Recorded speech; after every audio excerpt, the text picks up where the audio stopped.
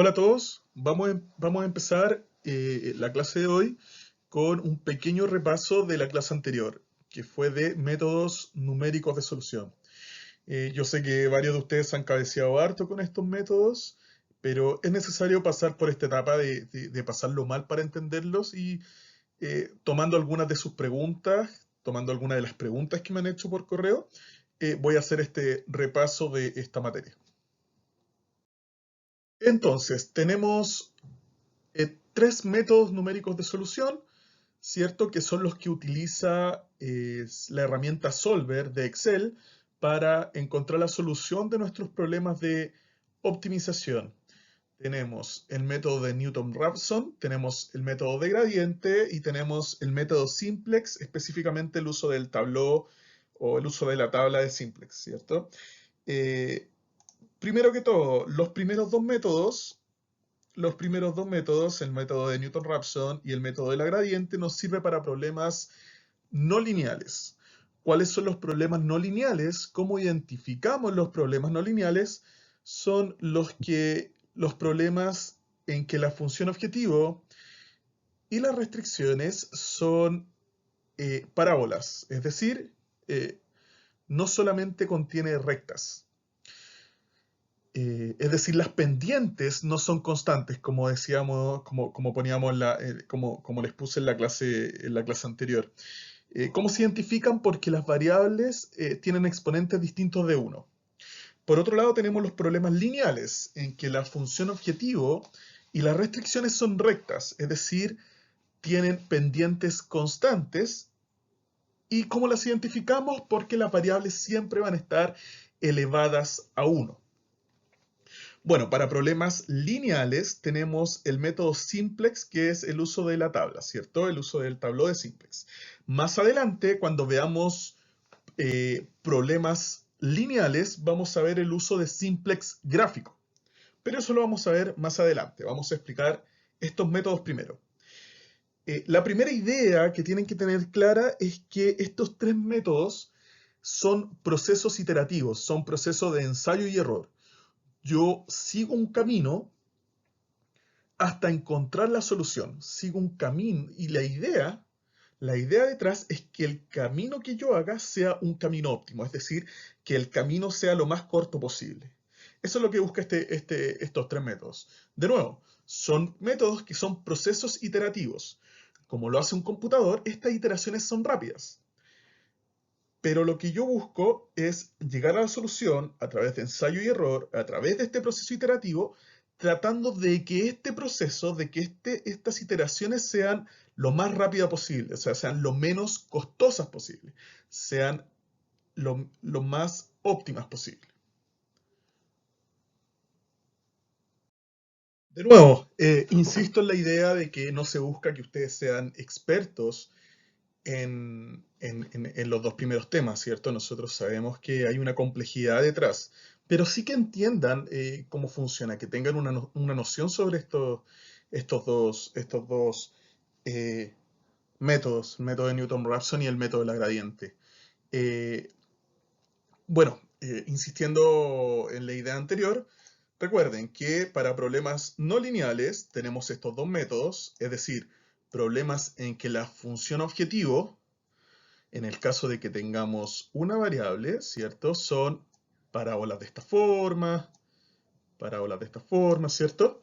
Y en caso de varias variables, dos o más variables, voy a tener mantos, ¿cierto? Mantos, sillas de montar, conos, etcétera, ¿cierto? Como son nuestra función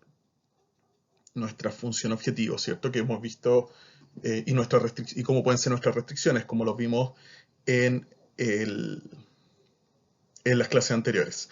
Y en el caso de problemas lineales, para caso de una variable, voy a tener solamente rectas, en el caso de una variable, ¿cierto? Rectas, pendiente constante.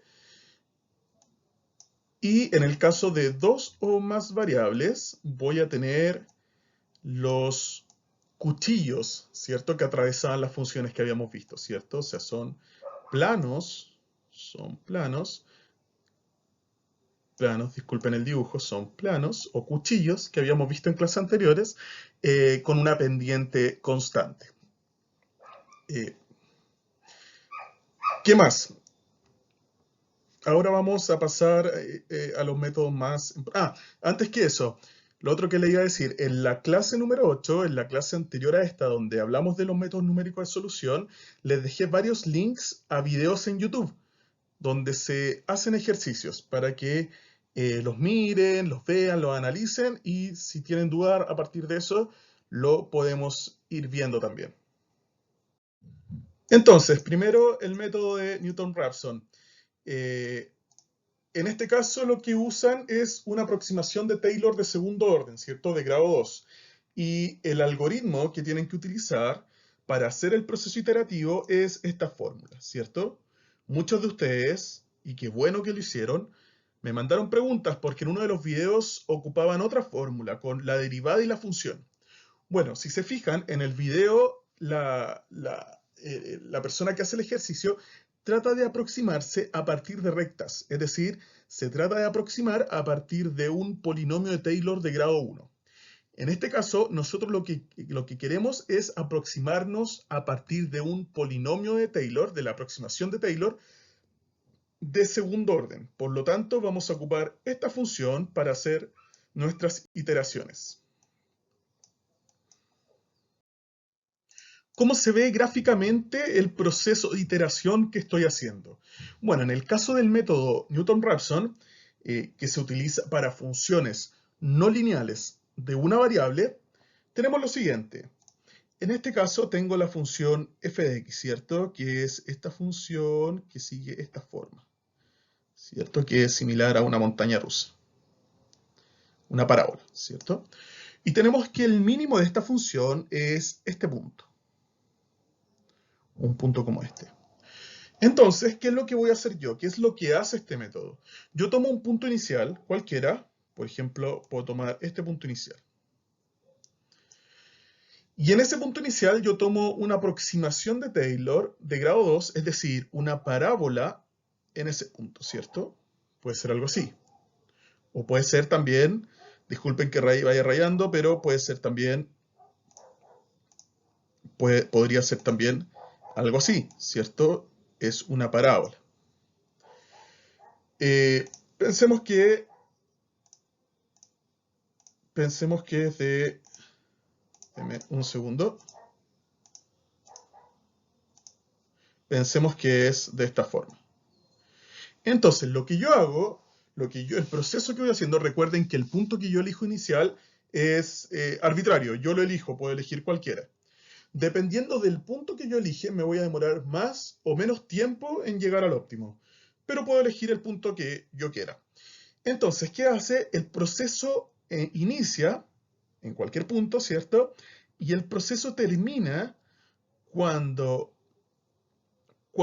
el mínimo de la parábola que estoy haciendo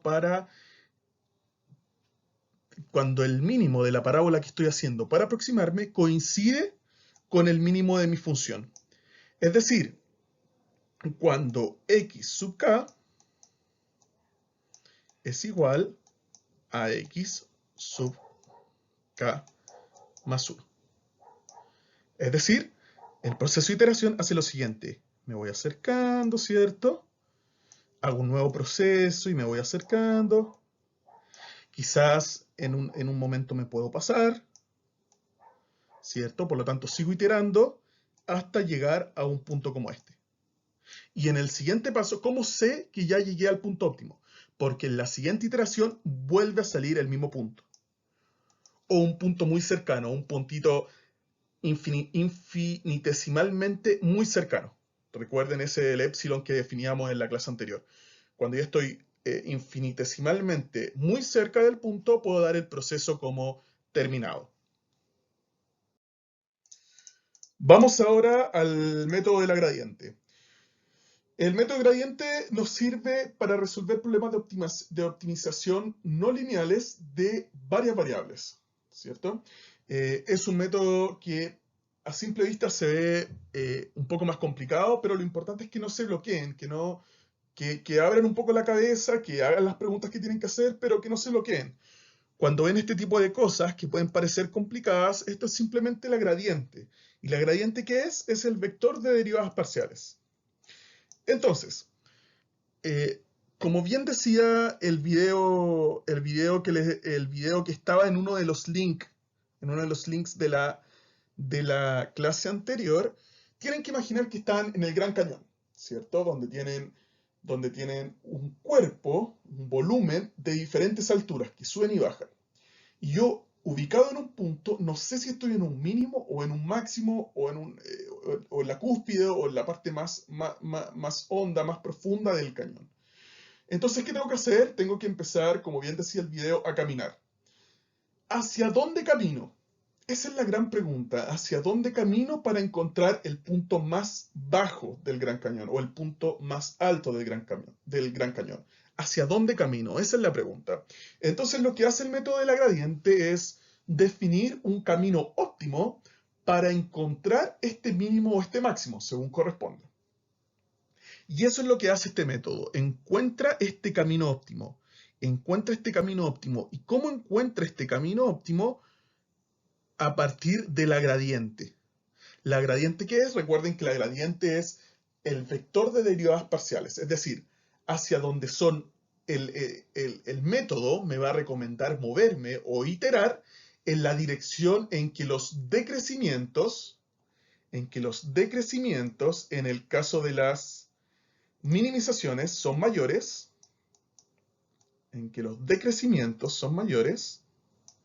y en el caso de las maximizaciones, me va a hacer avanzar por el camino en que los crecimientos de la función, las derivadas parciales, son mayores. ¿Cierto? Sigamos. Entonces, en la clase anterior les muestran todo el proceso para encontrar el algoritmo que optimiza este camino, ¿cierto? Este camino de minimización, este camino iterativo de minimización, por dónde moverme, o de maximización. ¿Qué les recomiendo yo? Bueno, aquí está cómo se obtiene el alfa, puede sonar un poquito más complicado, pero como lo importante es que lo entiendan intuitivamente, también pueden, en vez de hacer todo este proceso, pueden tomar el algoritmo que ya tienen y en vez de calcular óptimamente un alfa, lo que pueden hacer es tomar arbitrariamente un alfa pequeño. Un alfa pequeño nos referimos a un alfa de valor 0,1, por ejemplo, o un alfa de 0,2. A eso me refiero con un alfa pequeño. 0,2. ¿Cierto? O un alfa de 0,01. También les sirve, etc. 0,01. Y a partir de ese alfa, reemplazarlo en nuestro algoritmo, ¿cierto? Recuerden que quiero hacer lo mismo. Quiero llegar hasta que este punto sea igual a este punto, ¿cierto? Ahí termina el proceso de iteración. Para no pasar por todo el proceso de encontrar el alfa óptimo, podrían arbitrariamente también empezar con un alfa muy, muy pequeñito y empezar su proceso de iteración. Recuerden que esto significa la gradiente de f de x, es decir, es el vector de derivadas parciales, de las derivadas de la función con respecto a cada una de sus variables. Bueno, y finalmente el método simplex usó el tableau. Bueno, ese método está súper bien explicado en la presentación. No he recibido muchas dudas conceptuales respecto a este método. Sí de ejercicios que la he ido resolviendo, pero al parecer está bastante claro. Revisen los videos de los links en YouTube que vienen en la presentación. Son bastante útiles y a muchos de ustedes les puede servir para entender bien estos problemas. Cualquier duda que tengan sobre estos problemas me cuentan, ¿ya? Pero lo importante es que lo entiendan conceptualmente estos dos métodos y el método simplex que lo entiendan conceptualmente y también en la práctica, ¿cierto? Practiquen, hagan los ejercicios. Les dejé un ejemplo en la presentación resuelto y los videos, revisen los videos.